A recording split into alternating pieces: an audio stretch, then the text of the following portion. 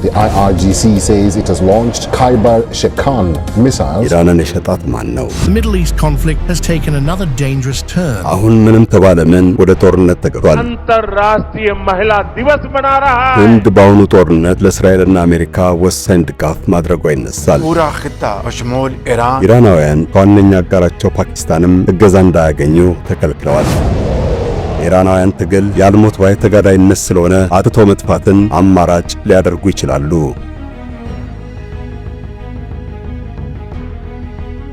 በኢራን ላይ የደረሰው እጅግ ከባድ ውርጅብኝ ነው። ለእስራኤል ቀረብ ብሎ በሜዲትሬኒያን የባህር ጠረፍ ጄራልድ ፎርድ የተባለችዋ የመጨረሻ ዘመናዊ አውሮፕላን ተሸካሚ መርከብ መልህቅ ጥላለች። ታች ኦማን ባህረ ሰላጤ ላይ ደግሞ አብርሃም ሊንከን አውሮፕላን ተሸካሚ መርከብ ሰፍራለች። በተጎራባች የአረብ ሀገራት የአሜሪካ የጦር ሰፈሮች አሉ። በቆጵሮስ የብሪታንያ ወታደራዊ ይዞታ ይገኛል። ከታች በህንድ ውቅያኖስ በዲያጎ ጋርሺያ ደሴት የአሜሪካ ወታደራዊ እዝ አለ። ብቻ ምን አለፋቸው ለኢራን ቀረብ ከሚሉት ከነዚህ ሁሉ ቦታዎች የሚተኮሱ ሚሳኤሎች በተመሳሳይ ቅጽበት ነው የሚወድቁባት። እስራኤልና አሜሪካ ከአየርም ከባህርም ሆነ ከየብስ የሚያስወነጭፉት ሚሳኤልና ቦምብ ተምዘግዝጎ በአንድነት ኢራን ላይ ይዘንባል። ይህን መሰሉ የተቀናጀ ድብደባ የሚያስከትለውን ወታደራዊና ስነልቦናዊ ኪሳራ ለማክበድ በቅጡ የታሰበበት ነው። እስከ ሮብ ድረስ የእስራኤል ጀቶች 700 ጊዜ ተመላልሰው ድብደባ አካሂደዋል። እስራኤሎች ለብቻቸው በኢራን ላይ 150 ባሊስቲክ ሚሳኤልና 200 የአየር መከላከያ አክሻፊ ሚሳኤል ተኩሰዋል።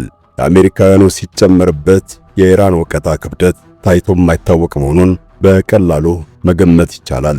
እስካሁን ከ12 በላይ የኢራን ከተሞች ተደብድበዋል። በድምሩ ከ2000 በሚበልጡ አካባቢዎች የሚገኝ ኢላማ በተደጋጋሚ ተመቷል። በተለይ ምዕራባዊ የኢራን ክፍል በቦምብና ሚሳኤል እየታረሰ ነው። በሂደት ምስራቃዊና ደቡባዊ ቀጠና አይቀርለትም። የአሜሪካ ሰርጓጅ መርከቦችም ሰፊ ባህር ያካለለ ተሳትፎ እያደረጉ ነው። የኢራን ተዋጊ መርከብ አይሪስ ዴና ህንድ ውቅያኖስ ላይ በሽሪላንካ የባህር ክልል ውስጥ ስትቀዝፍ ታይታ በአሜሪካ ቶርፒዶ ወድማለች። ከመርከቧ የ32 ሰዎችን ሕይወት የሽሪላንካ መንግስት አትርፏል። 80 ባህረተኞች ግን ሕይወታቸው ማለፉ ታውቋል። የእስራኤልና አሜሪካ ጣምራ ጦር ዘመቻ መቼ እንደሚቆም አይታወቅም። የዚህ ጦርነት ሰብአዊና ቁሳዊ ውድመትም ገና ተቆጥሮ አላለቀም። ኢራን ለዚህ አይነቱ በትር የተጋለጠችው እንዴት ነው? ኢራንን የሸጣት ማን ነው? ለዚህ ክፉ አደጋ የዳረጋትስ ሚስጥር ምንድን ነው? ኢራን እስከምን ድረስ በውጊያው መቀጠል ትችላለች? አብዱሰመድ መሐመድ የሀገራቱን ወታደራዊ አቅም ስለመፈትሽላችሁ አብረን እንቆይ።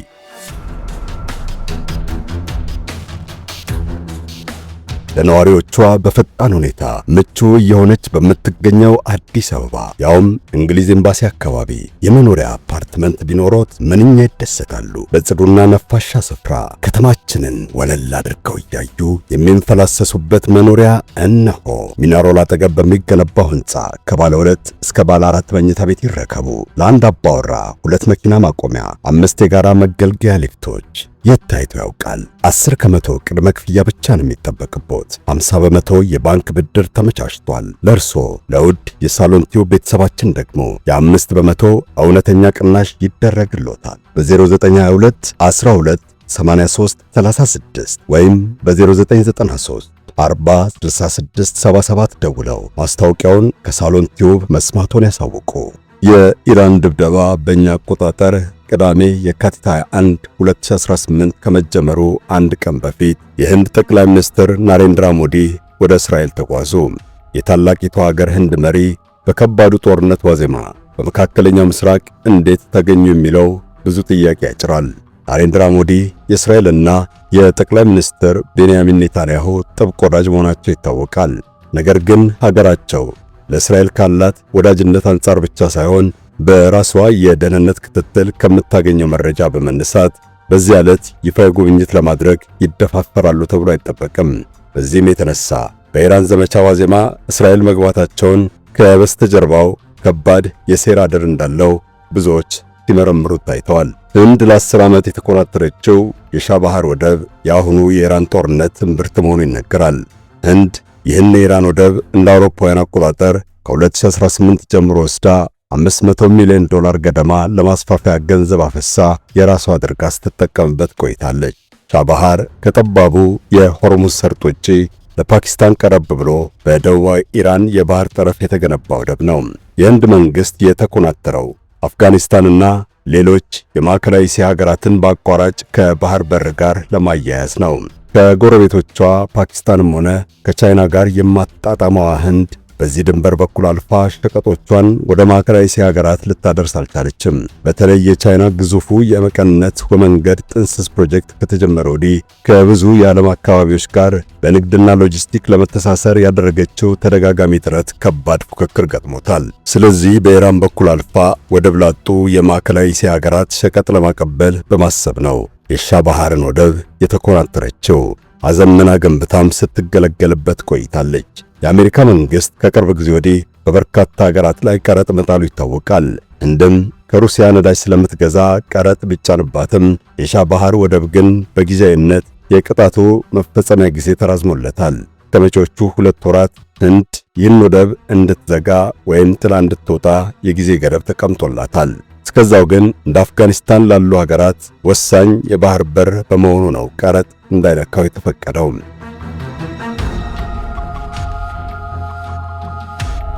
ከአፍጋኒስታን አልፎ እስከ 7200 ኪሎ ሜትር ለሚርቁ የማዕከላዊ እስያ ሀገራት ወደቡ በባህር በርነት ያገለግላል።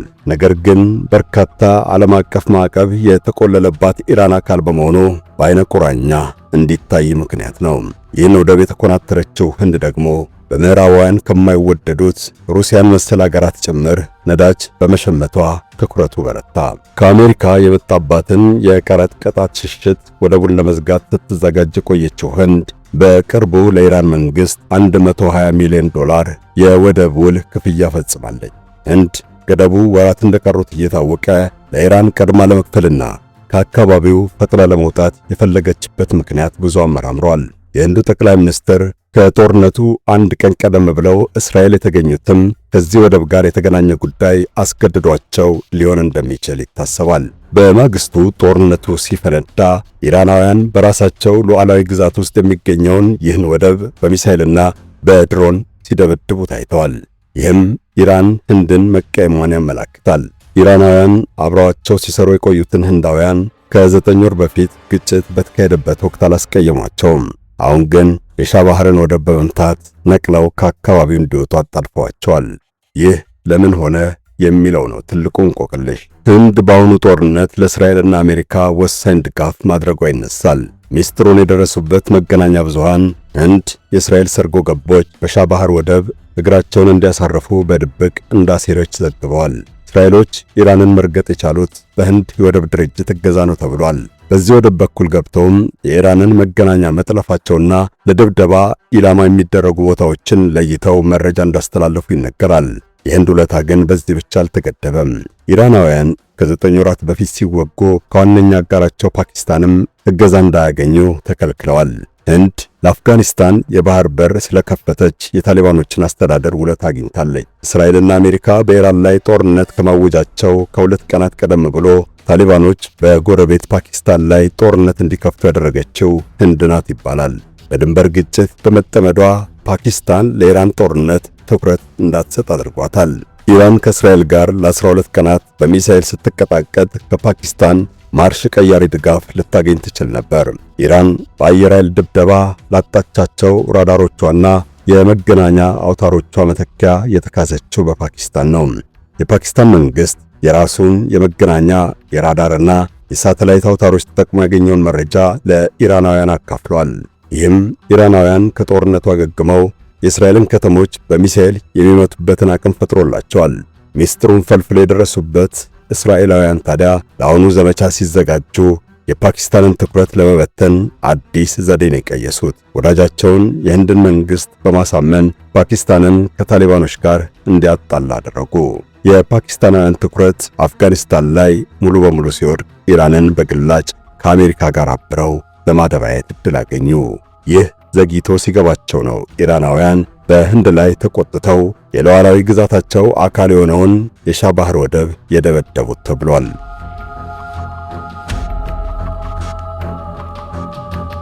አሁን ምንም ተባለ ምን ወደ ጦርነት ተገብቷል።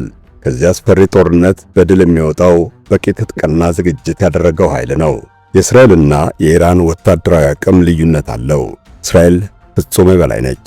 86 ሚሊዮን ሕዝብ ያላት ኢራን 610,000 መደበኛና 350,000 ተጠባባቂ ሰራዊት አላት። 10 ሚሊዮን ሕዝብ የምታኖረው እስራኤል ዋነኛ ሰራዊቷ 170,000 ሰልጥኖ ሲጠራ እንዲሰበሰብ የሚጠበቅበት 465,000 ነው። እስራኤል ካላት አነስተኛ የሕዝብ ቁጥር አንጻር የሰራዊቷ መጠን ትልቅ ሊባል ይችላል። ዘመናዊ የውትድርና ስልጠና የወሰደና የጦር ሥርዓት የማያጓድል ነው። እስራኤልና ኢራን በታጠቁት መሳሪያና ባላቸው ወታደራዊ መገልገያም ይበላለጣሉ። የኢራን አየር ኃይል ከ47 ዓመት በፊት ከተካሄደው አብዮት ቀድሞ የሰበሰባቸውን ያረጁ ተዋጊ አውሮፕላኖችን ነው የሚያበረው። አገሪቱ የተጫነባት የምዕራባውያን ማዕቀብ ከውጭ ዘመናዊ የጦር አውሮፕላኖችን እንዳትገዛ አቅቧታል። ከሩሲያ ያገኘቻቸው ጥቂት ኤስዩ አውሮፕላኖች ከእስራኤላውያን ጋር የሚያገዳድራት አይደለም። እስራኤል ያሏት በተናጠል $80 ሚሊዮን የሚያስወጡ 75 ያክል F-15 ተዋጊ ጀቶች በሰዓት ከ3000 ኪሎ ሜትር በላይ ይከንፋሉ። በነፍስ ወከፍ በ45 ሚሊዮን የሚሸመቱት 196ቱ F-16 ተዋጊ ጀቶችም 2500 ኪሎ ሜትር ገደማ ይበራሉ። 39000 ኪሎ ሜትር በሰዓት ተምዘግዛጊዎቹ F-35 ጀቶችም አሏት። ራዳር የማይመለከታት አሜሪካ ሰራሿ F-35 ተዋጊ አውሮፕላን አስተማማኝ የጦር በትር ናት። የአንዷ ዋጋ ከ150 እስከ $200 ሚሊዮን ይደርሳል። ይህችን ጀት በባለቤትነት የያዙ ሀገራት ከ20 አይበልጡም። F-35 ለእስራኤል አየር ኃይል ፍጹም የበላይነት ያጎናጸፈች የጦር ጡንቻ መሆኗ ይነገራል። የእስራኤልና ኢራን የጦር አቅም በሚሳኤል መከላከያ ወይም በአየር መቃወሚያም ረገድ ይበላለጣል። እስራኤል ፍጹም ታስከነዳለች። የእስራኤል አየር መቃወሚያና የሚሳኤል መከላከያ በሶስት ንጣፍ የተነባበረ ነው። የመጀመሪያው የብረት ጉልላት ይባላል።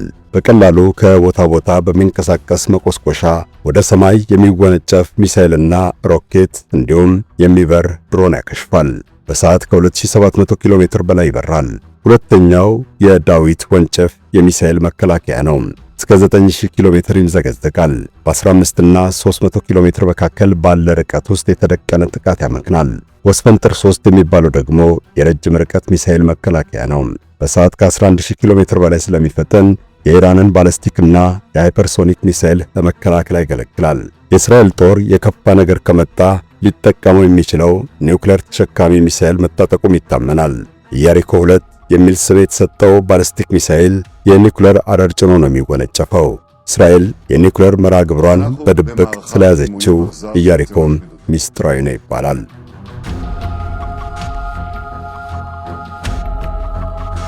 ኢራንም ቀላል የማይባል የአየርና የሚሳኤል ኃይል ታጥቃለች። ጠንካራ የአየር መቃወሚያ አጠራቅማለች። የአየር ኃይል አቅሟ በዋናነት በድሮን ቴክኖሎጂዋ ብርታት ላይ የተመሰረተ ነው። ሻሂድ 136 የተባሉት ድሮኖቿ በውጤታማነታቸው ይጠቀሳሉ። በቀላሉ ተሰርተው ለአጥፍቶ መጥፋት ተልዕኮ ይውላሉ። በሰዓት እስከ 185 ኪሎ ሜትር ይበራሉ። በ2500 ኪሎ ሜትር ርቀት ላይ የሚገኝ ኢላማም ያደባያሉ። የኢራናውያን የሚሳኤል አቅም 3 አይነት አማራጭ አለው። ኢማድ ባለስቲክ፣ ፋታህ ባለስቲክ እና ሃይፐርሶኒክ እንዲሁም ኮራምሻህ ባለስቲክ ሚሳኤል ይባላሉ። ኢማድ 9000 ኪሎ ሜትር በሰዓት ያካልላል። በ1700 ኪሎ ሜትር ርቀት ውስጥ ኢላማን ይመታል። ፋታህ ባለስቲክ እና ሃይፐርሶኒክ ሚሳኤል ከ18000 ኪሎ ሜትር በላይ ይምዘገዘጋል። ሊከላከሉት ከባድ ነው። ከየት መጣ ሳይባል እንደ መብረቅ ዱብ ያለበትን ኢላማ ያደባያል። ኮራምሻህ ወደ 20000 ኪሎ ሜትር ይፈተለካል። በአጠቃላይ የኢራን ባለስቲክ ሚሳኤል ብዛት 3000 ገደማ ነው። የእስራኤሉ የባህር ማዶ ስለላ ድርጅት ሞሳድ በወር 300 ባለስቲክ ሚሳኤል የመገንባት አቅም ላይ እንደደረሰችም ነው የሚጠቅሰው። ከምድር ወደ ሰማይ የሚምዘገዘጉት የኢራን ዘመናዊ አየር መቃወሚያዎች ከቦታ ቦታ በቀላሉ በሚንቀሳቀሱ መተኮሻዎች ላይ ይጠመዳሉ። ከነዚህ አንዱ ሩሲያ ሰራሹ S-300 ይባላል። በ370 ኪሎ ሜትር ርቀት ውስጥ ሚሳኤል ወይም አውሮፕላን ለይቶ በሰዓት እስከ 200 ኪሎ ሜትር በመወንጨፍ ያወድማል። ፎርዳድ 15 የመጣበትን ሚሳኤል 150 ኪሎ ሜትር ርቀት ላይ በመለየት ያከሽፋል። ሶስተኛው አየር መቃወሚያ ስልታዊ አዳኝ ተብሎ ይጠራል። በ180 ኪሎ ሜትር ርቀት ውስጥ ያለ ሚሳኤል ያነፈንፋል። በሰዓት 120 ኪሎ ሜትር እየከነፈም ይመታዋል። ለኢራን መንግስት በየአገሩ ያሰማራቸው የእጅ አዙር ተዋጊ ሽምቅ ቡድኖችም ጥንካሬ ሰጥተውታል። በሊባኖስ ሂዝቡላህ፣ በፍልስጤም ጋዛ ሐማስ፣ በየመን አንሳሩላህ ተብለው ይዘረዝራሉ። እስከ መጨረሻው አብረውት የሚሰለፉ ቡድኖች ናቸው። በሶሪያና በኢራቅም ለኢራን የሚወግኑ የሺአ ታጣቂዎች ይገኛሉ። እስካሁን ባይታይም ከሩሲያ ቻይናና ፓኪስታን አልፎ ተርፎ ከሰሜን ኮሪያ ድጋፍ የምታገኝበት እድልም ዝግ አለመሆኑ ይነገራል። ኢራን በዚህ ሁሉ የተነሳ ነው በጦር የጠነከረችው። ነገር ግን አቅሟ ለጥቂት ጊዜ ከማቆየት በዘለለ ለዘለቄታው ሊያዋጋት አይችልም። በአሁኑ ሰዓት ጦር የሰበቁባት እስራኤልና አሜሪካ ናቸው። በርካታ የአውሮፓ ሀገራትም ለጠላቶቿ ድጋፍ በመስጠት በዞር ዋራው እየወጓት ነው። የአረብ ሀገራትን በሚሳኤልና ድሮን እየመታች ጠላት የማብዛት ስህተትም እየፈጸመች ነው። ወደ ተባበረችው አረብ ኤምሬት ድሮን ሰዳና ሚሳኤል ወንጭፋ በዱባይ የአሜሪካን ቆንስላ ጽሕፈት ቤት አጥቅታለች። ሳዑዲ አረቢያ፣ ኩዌት፣ ቃጣር፣ ባህሬንና ዮርዳኖስም አልቀረላቸውም። በፋርስ ባህረ ሰላጤ ቀጠና የሚገኘውን የአሜሪካውያን ይዞታ ነው ኢላማ ያደረገችው። ወደ ቱርክና ቆጵሮስን በመተኮስ የሰሜን አትላንቲክ ጦር ቃል ኪዳን ድርጅት ኔቶን ቆስቆሳለች። ይህን መሰሉን ትንኮሳ ከቀጠለች ማንም በዝምታ እንደማያልፋት ይገመታል።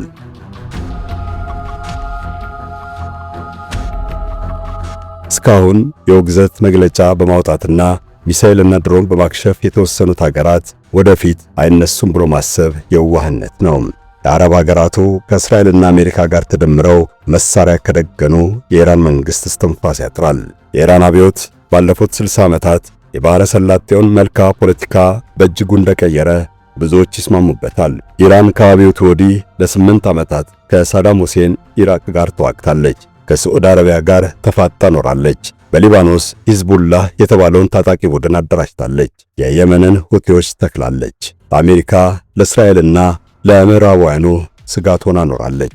በማዕቀብና አልፎ አልፎም በወታደራዊ ዘመቻ ሊያደቋት ቢሞክሩም ዛሬም ድረስ አያቶላህ ሩሆላ ሆሜኒ የተከሉት ስርዓት ቆይቷል። እሳቸው ሞተው አያቶላህ አሊ ካሚኔ የተረከቡት የኢራን እስላማዊ አብዮታዊ መንግስት በበርካታ አጋጣሚ የተነሳበትን ህዝባዊ ተቃውሞ እየታገለ መቆም ችሎበታል። የቅርብ ሰሞኑ ህዝባዊ አመጽ እንደ ጎርፍ ይጠርጓል ተብሎ ቢፈራም ንቅንቅ አላለም። የኢራን መንግስት እስካሁን ኒውክሌር ቦምብ ባይቀመምም በቅርብና በዙሪያው በጠላትነት ለሚፈርጃቸው አካላት የሚበቃ ሚሳኤልና ድሮን እስከ አፍንጫው መታጠቁን በተግባር አስመስክሯል። ሆኖም እስከ መጨረሻው ከውስጥም ከውጭም ከተነሳበት ማዕበል ያስጥለዋል ወይ የሚለው ጥያቄ ምላሽ ይጠብቃል።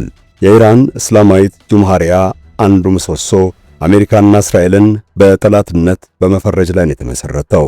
ለግማሽ ክፍለ ዘመንም ጎራ የለየን ካሰላንትያ ሲለዋወጡ ነበር። ከሩብ ክፍለ ዘመን በፊት የአሜሪካ መንግስት ጸረ ሽብር ያለውን ዘመቻ ሲያውጅ ሊያፈርሳቸው ከዛተባቸው 7 ሀገራት አንዷ ኢራን ነች። 6ቱ በ24 ዓመታት ውስጥ ተንኮታኩተው የኢራን አያቶላዎች ብቻ ቀርተዋል። እነሆ ዛሬ ተራቸው የደረሰ መስሏል። በእርግጥ የጦርነት ፍጻሜ የሚታወቀው ሲያልቅ ብቻ ነው። የአሜሪካና እስራኤል መንግስታት በኢራን ላይ የከፈቱት ጦርነት ያልተገመተ ጣጣ ያስከትል ይሆናል። እስራኤላውያን ጥቃቱን ፍትሃዊ ገጽታ እንዲኖረው በማሰብ ሳይቀደሙ መቅደም የሚል ተቀጥላ ሰጥተውታል። ለትንኮሳ የተሰጠ ምላሽ ሳይሆን በምርጫ የተገባበት ጦርነት ነው። አጥቂዎቹ መንግስታት የሰሩት ስሌት አለ። የአያቶላዎቹ መንግስት በሰሞኑ አመጽ የተነሳ ከህዝብ ልብ ተፍቋል። ከወራት በፊት ለ12 ቀናት በተካሄደው ጦርነት የተደበደበው የመከላከያ አቅሙ ገና በቅጡ አላገገመም። የዚህን አይነቱን ነባራዊ ሁኔታ ተጠቅሞ የመጨረሻውን እርምጃ ለመውሰድ ታዲያ ጊዜው አሁን እንደሆነ አሜሪካውያንና እስራኤላውያን ደምድመዋል። የአሜሪካው ፕሬዝዳንት ዶናልድ ትራምፕና የእስራኤሉ ጠቅላይ ሚኒስትር ቤንያሚን ኔታንያሁ ኢራን ለየሀገሮቻቸው ጠላት መሆኗን ደጋግመው ገልጸዋል። ከነሱ በፊት የነበሩት መሪዎችም ቃላቸው ተመሳሳይ ነው። ይፋዊ ጦርነት ማወጁ የፖለቲከኞች ውሳኔ ነው። ውጊያ አንዴ ከተጀመረ ደግሞ ለመቆጣጠር ያስቸግራል። ለዚያም ነው የፖለቲካ መሪዎች የማያሻማ ግብ እንዲያስቀምጡ የሚገደዱት።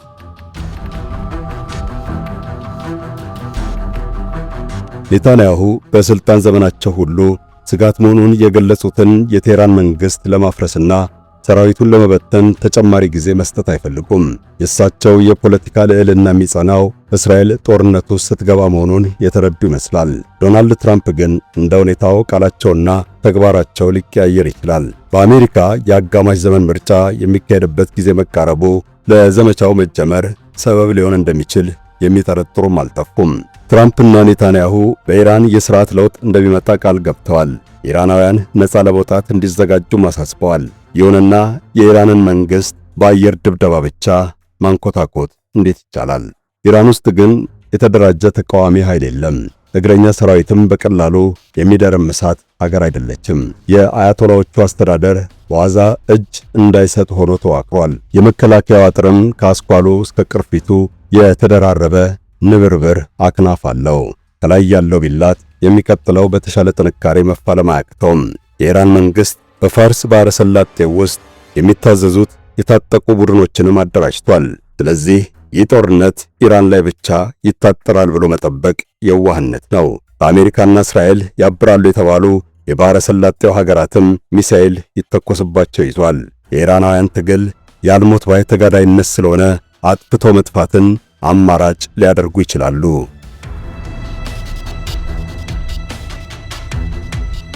ኢራን በቆዳ ስፋት ከዓለማችን 17ኛ ግዙፍ ሀገር ናት። ከኢራቅ በ3 ከአፍጋኒስታን በ2 እጥፍ ትተልቃለች። 1.6 ሚሊዮን ስኩዌር ኪሎ ሜትር ነው ስፋቷ።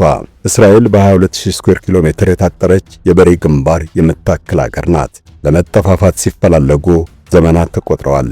አሁን በገጠሙት ጦርነት ማንኛቸው አሸናፊ ሆነው እንደሚወጡ በሂደት እናያለን። ለጊዜው አበቃን። ፈጣሪ ሀገራችንንና ዓለማችንን ሰላም ያድርግልን። አሜን።